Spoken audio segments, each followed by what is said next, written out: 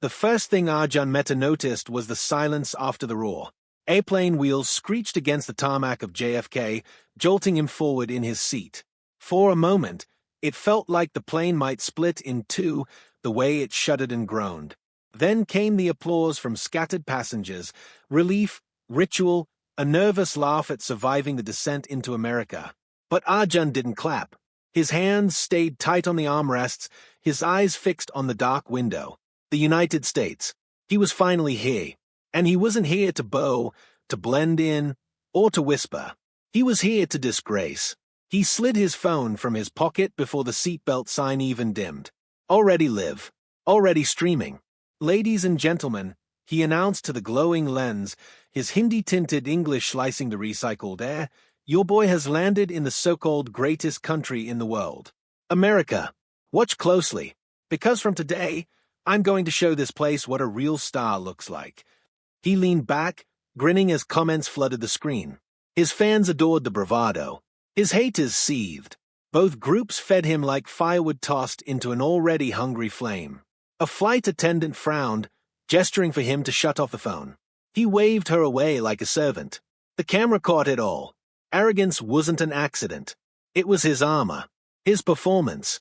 By the time he pushed through the sliding doors of immigration, Arjun was already rehearsing his next monologue. His eyes darted across signs in English, advertisements for Broadway shows, screens flashing stop prices. He inhaled deeply, as if even the sterile airport air might taste like freedom. But then the line stopped moving. A uniformed officer appeared, stone-faced, and pointed directly at him. You! Step aside. The murmurs started instantly. Travelers glanced up from passports. Mothers held children closer. Businessmen shifted uneasily. A spotlight seemed to bloom over him, though the ceiling lights were flat and harsh. Arjun smirked into his phone. See? Already making headlines. America can't handle me. But the smirk didn't last. He was led into a small, windowless room. Two officers sat opposite him, a third near the door. Fluorescent light buzzed overhead, making his skin look pale, almost sickly. Mr. Mehta, one officer began, rifling through papers. Purpose of visit. Arjun crossed his arms. Content. Tourism. You know, making America famous through me. The officer didn't laugh. You're live streaming inside the airport. Yes, why not? My fans want the truth. And the truth is, I'm here to. Shut it off. The voice was steel. Arjun hesitated, then reluctantly ended the stream. The sudden silence was brutal. Without the camera, without the constant chatter of his audience, the room felt like a trap. You're not in trouble, the officer said, though his eyes suggested otherwise. But we've been expecting you. Arjun blinked. Expecting me. The officer slid a thin folder across the table. He didn't open it, didn't explain, just left it there, as if daring Arjun to reach. For a moment, his chest tightened. How could they know? He had told no one but his mother back home. Even his closest friends didn't understand why he'd come, why he had sworn that this trip would change everything. Arjun forced a laugh. What is this? A movie? You think I'm some criminal? Relax. I'm just a YouTuber. The officer leaned in, his breath smelling faintly of coffee. Then why do you look so scared? Fear. That word stabbed deeper than the officer realized. Because fear was the shadow Arjun had carried since boyhood. Fear of being ordinary. Fear of being invisible. Fear of his father's ghost. His father had once dreamed of this country, too. A respected professor in India, invited to conferences in Boston and Chicago. But a scandal ruined him. Plagiarism accusations, whispered betrayals. His visa was revoked. He died bitter, shamed, never setting foot on American soil again. Arjun never forgave the world for it. So he built himself online. Every click, every subscriber, every arrogant stunt was not just for fame, it was revenge. Against the world. Against America. Against the silence of his father's grave. And now here he was, being told he was expected. By who? The officers eventually released him with a warning. No filming in restricted zones. No provocation. But their eyes lingered as he walked out, suitcase wheels rattling behind him. He could feel their gaze burning his back. New York hit him like a thunderclap. Taxi horns screamed. Sirens wailed in the distance. Neon lights bled into puddles along the sidewalk. Everything was bigger, louder, faster than his mind could process. And he loved it. Look at this, people. He was live again instantly, turning in a slow circle with the camera. This is the beast itself. New York City. Do you feel that? Do you see how small you are compared to me right now? Comments flew across his screen. Some cheered. Some cursed. He didn't care. Both meant power. He lifted his arms wide like a conqueror. India gave me birth.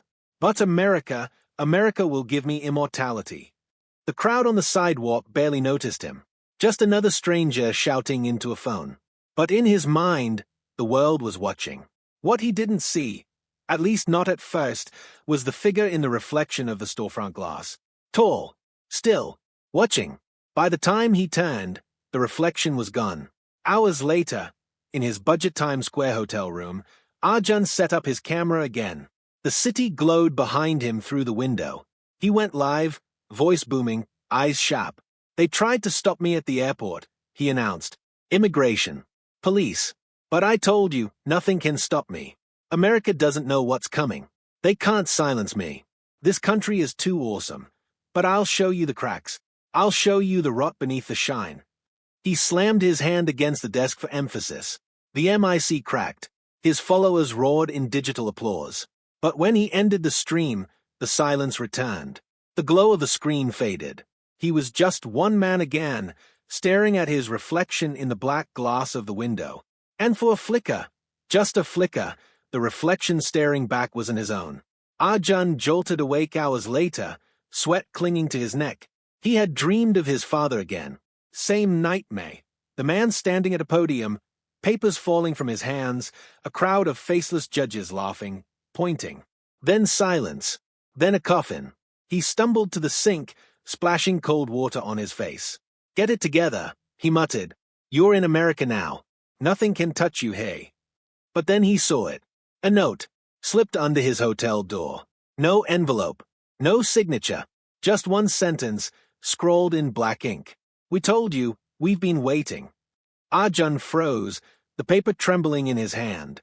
His throat went dry. The city outside seemed to hum louder, like a predator breathing down his neck. He wasn't alone.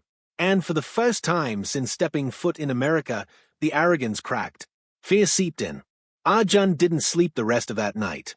The note sat on his desk, staring at him like a pair of unblinking eyes. He told himself it was nothing. A prank. A jealous hater who had found his hotel address. But deep down, something gnawed. By sunrise, though, he had turned fear into fuel. If someone was watching him, then good. Let them watch. Let them see the show. And what a show it was. Times Square was a beast of glass and light. Screens 10 stories tall flash perfume ads, movies, stock tickers. Street performers painted in metallic silver posed like robots. Tourists craned their necks, their mouths open in awe. Arjun waded into the chaos with his camera lifted high. Look at this madness. He shouted over the din, this is America. And you thought Bollywood was loud? Ha! This city eats noise for breakfast. He spun the camera, catching skyscrapers dissolving into morning haze. His stream counter ticked higher. 10,000 viewers. 20. 30. Then he dropped the line he knew would set fire to the chat. India could never. Sorry, but it's true. America is too awesome. The chat exploded. Curses in Hindi, fire emojis, laughing faces, death threats, applause.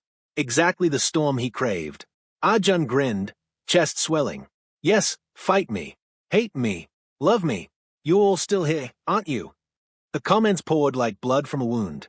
And he felt alive. By evening, he was already trending. Screenshots of his brash quotes circulated on Twitter. News outlets in Delhi debated whether he was a traitor or a visionary. His subscriber count surged like a rocket. But with fame came whispers. At a neon-lit bar in the East Village, a woman slid onto the stool beside him. Blonde hair tucked under a cap, dark eyes glittering with curiosity. She looked like she belonged and didn't belong all at once. You're him, right? She said, voice smooth. The guy calling America too awesome. Arjun smirked. Guilty. Want a selfie? She didn't take out her phone. Instead, she leaned closer. You're playing a dangerous game. He tilted his head. And you ow. Elena, she said, offering a hand he didn't shake.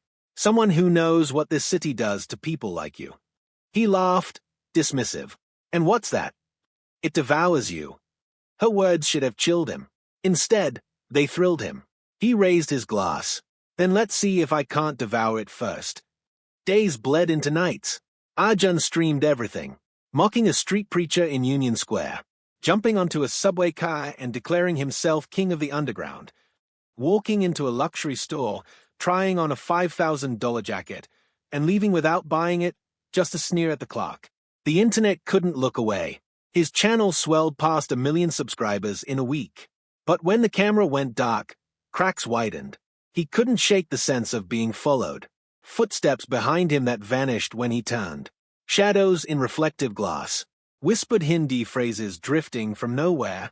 And always, the note in his hotel room drawer. We told you, we've been waiting. He told himself it didn't matter. What mattered was the stage. The lights. The constant pulse of America that seemed to beat in rhythm with his own veins. Yet his reflection told a different story. Pale eyes. Sleepless skin. Hands trembling after every stream. Arrogance was a costume he wore longer and longer each day, until he almost forgot what lay beneath. One night, Elena appeared again.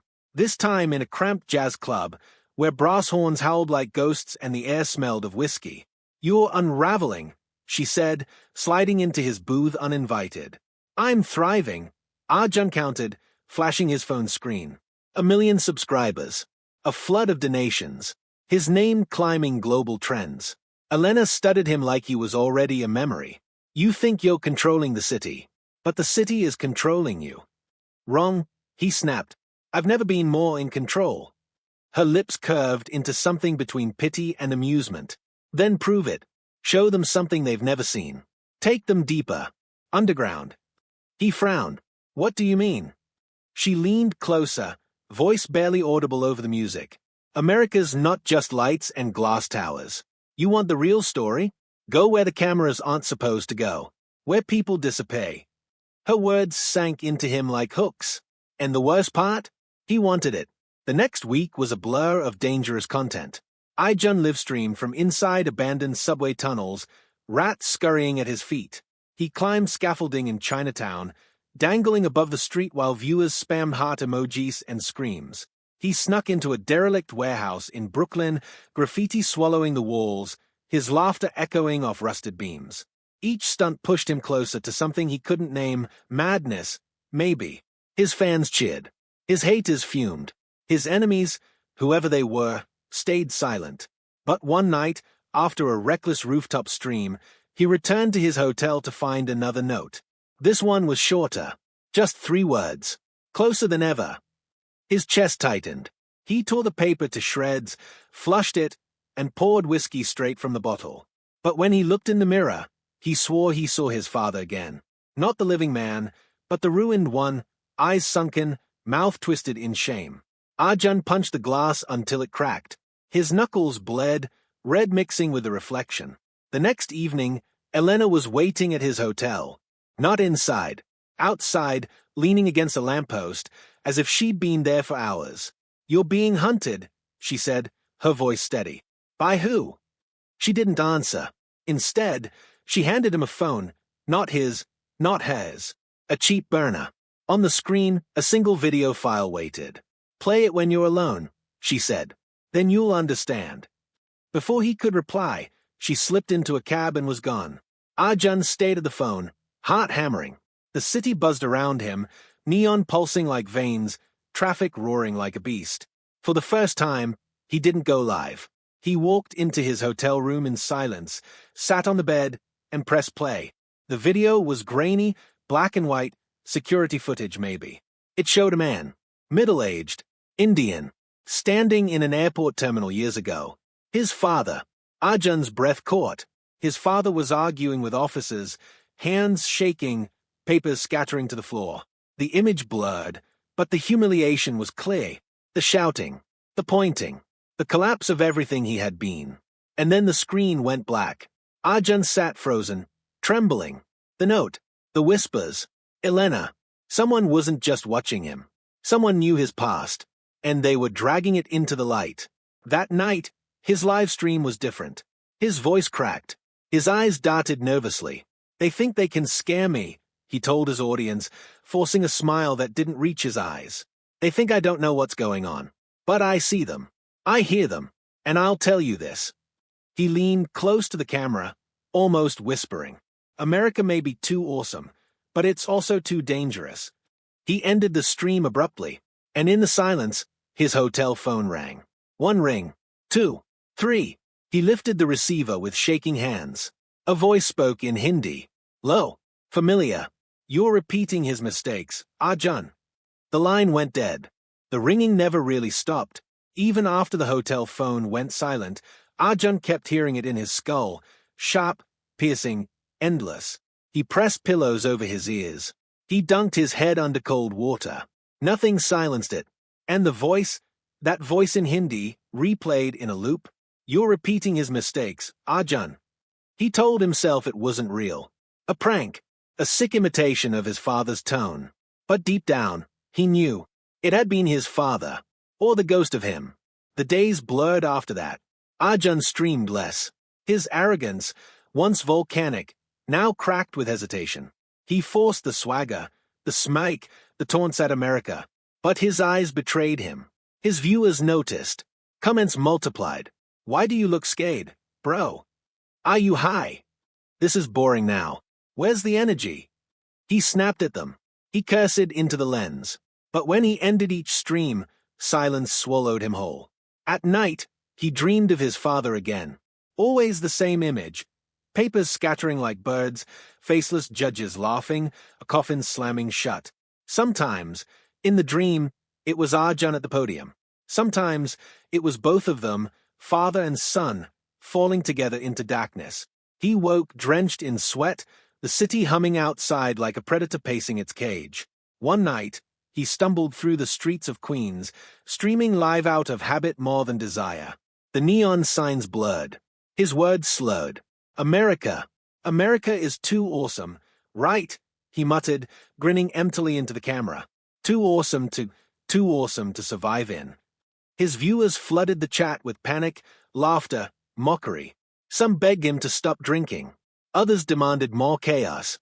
And then, mid-sentence, he saw him. A figure across the street. Tall, thin, wearing the same professor's jacket his father had once worn. "Baba." Arjun whispered, the phone shaking in his hand. The figure raised a hand, beckoning. Traffic roared between them. When Arjun pushed forward, horns blared, brakes screeched, people shouted. But by the time he reached the other side, the figure was gone. The camera caught it all. His viewers spammed. "WTF was that? Who was that man? This is staged, right?" Arjun ended the stream with trembling hands. Elena appeared again 2 days later. Or maybe she had always been nearby, watching. This time, she wasn't mocking. She wasn't baiting him into chaos. She looked almost sad. "You're losing yourself," she said softly. Arjun's eyes were bloodshot, his voice raw. "They're showing me things. My father, his disgrace. They won't leave me alone." "Because you haven't faced it," she said. "You're trying to outrun it by performing. But you can't. You can only confront it." He laughed bitterly. "And what? Admit I'm a fraud?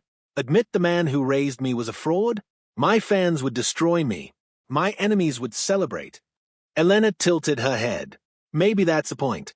Maybe destruction is the only way out." He stared at her, chest heaving. "Why are you even here?" For the first time, her composure cracked. She looked away, her voice barely above a whisper. "Because I knew your father." Arjun froze. The room tilted. "You, what?" She stood, moving toward the door. "You're not the first meta this country has devoured." And then she was gone. The next night, Arjun received another message. Not a note this time. Not a phone call. An email. No subject line. No sender. Just a video file. He clicked it with shaking hands. The footage was clearer than before. His father, again, at the airport. The humiliation. The collapse. But this time, the video didn't end at the coffin. It showed something else. It showed his father walking out of the terminal days later, alive, broken, eyes hollow, sitting in a cheap motel, writing in a notebook, whispering the words, "America is too awesome to forgive me, too awesome to survive." Arjun slammed the laptop shut, gasping. Tears streaked down his face. His father hadn't just been disgraced, he had believed in the disgrace, had embraced it. He had allowed it to consume him. And now, Arjun realized with horror, he was repeating it word for word. He didn't stream for 3 days. His followers rioted online. Rumors spread. He had been deported. He had been arrested. He had been killed. When he finally went live again, his eyes were hollow, his voice trembling. "You want the truth?" he asked, staring into the lens like it was an executioner. "You want to know what America does? It doesn't just seduce you with lights. It doesn't just feed you fame. It eats you alive." He laughed, a broken sound. "I came here to disgrace America. But maybe the disgrace is mine. Maybe it always was." His chat exploded. Disbelief, anger, pity, confusion. But Arjun wasn't reading. He was staring at his own reflection in the black glass of the hotel window. And once again, his father stared back. That night, he decided to confront the ghost directly. He walked into the subway tunnels again, deeper than before, the phone light cutting through dripping walls. Rats scattered. The air was damp, metallic. "Show yourself," he shouted, his voice echoing. "You want me? I'm here. Stop hiding in shadows." The sound of footsteps. Slow, deliberate. Arjun's pulse thundered. His phone camera wavered. Viewers typed frantically, but he didn't look. A figure emerged from the dark. His father, or something wearing his face. "You couldn't save me," the apparition said, its voice a hollow echo. "And now you can't save yourself." Arjun fell to his knees, sobbing. "I tried. I built everything to prove them wrong. To prove you weren't a failure." The figure leaned closer, its breath icy. "But I was. And now you are." And with that, the lights on his phone went black. The stream cut to static. When Arjun woke, he was lying on the cold tunnel floor. His phone beside him, battery drained. His head ached, his body shivered. Had he dreamed it? Hallucinated? He stumbled out of the tunnels, barely able to stand. The city lights above looked harsher now, like interrogation lamps. Back in his hotel room, a final note waited on the desk. No threats, no riddles, just a single, devastating line. "You cannot disgrace America, Arjun. Only yourself." His hands shook so violently the paper nearly tore. His father's ghost, Elena's cryptic warnings, the stalking, the videos. It all converged into a single truth he could no longer deny. The disgrace wasn't America's. It was his inheritance, his destiny. And unless he broke it, it would kill him. The city didn't sleep. But Arjun hadn't either, not for days. He stood at the window of his Times Square hotel, staring at the neon haze below. Taxis streamed like blood cells through glowing arteries. Billboards blinked and pulsed like false gods. And in the glass, he saw himself. Or was it his father again? The line between them had dissolved. Arjun whispered into the reflection, "Tell me what to do." No answer came. Only silence. Only his own hollow eyes staring back. That night, Arjun made a decision. If he was going to fall, he would fall live. He arranged the lights, adjusted the mic, cleared the desk of empty bottles and torn notes. His hands trembled as he hit the red button. The stream went live. Tens of thousands joined within minutes, flooding the chat. They expected another stunt, another snay, another declaration of how America is too awesome. But Arjun wasn't smiling. His voice cracked as he began. "You've been following me for weeks, cheering, mocking, begging me to keep going. Well, here's the truth. Not the performance, not the arrogance, the truth." He leaned forward, eyes wide, voice low. "My father came to this country once. He thought it would save him. Instead, it destroyed him. He was humiliated, broken, disgraced. He died believing America was too awesome for him, too unforgiving, too cruel." The chat slowed, then froze. His audience wasn't used to this. Vulnerability unsettled them more than arrogance ever had. Arjun's chest heaved.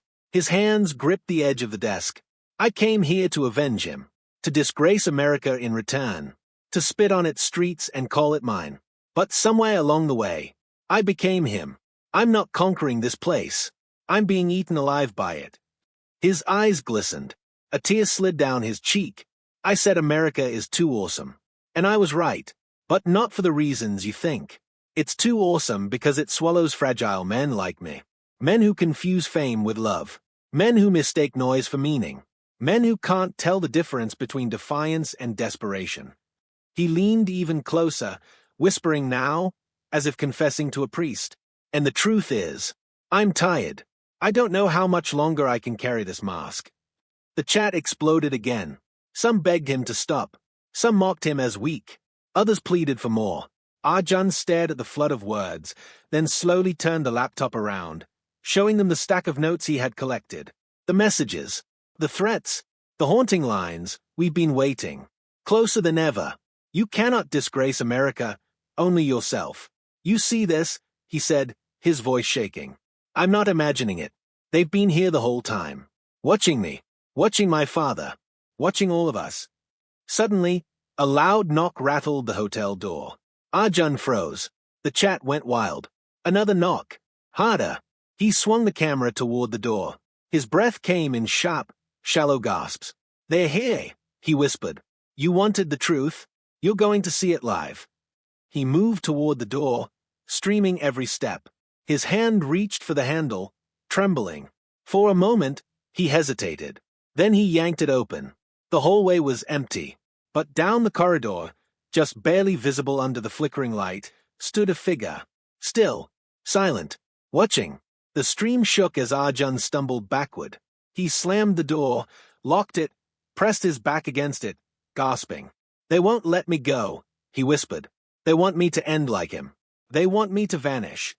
He turned the camera back to his face, pale, broken, tears streaking his cheeks. But maybe that's the only way to win. He reached forward, covering the lens with his palm. Darkness filled the screen.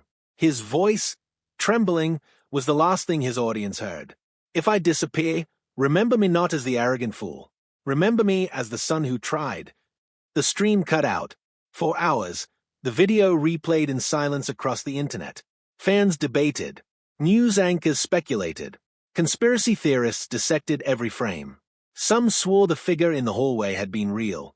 Others claimed it was staged. Some believed Arjun was dead. Others insisted he had simply run, vanishing into America's endless sprawl. The only certainty was the emptiness he left behind. His channel remained frozen on the final frame, a black screen, his palm blotting out the world. Days later, hotel staff entered the room. The bed was unmade. The window cracked open. The notes gone. The only thing left was his camera, still recording. But the feed showed nothing. Only silence. Only the faint reflection of a man who was no longer there. And so his story ended, or began again, depending on who you asked. Some said Arjun Mehta had been swallowed by the very country he had come to disgrace.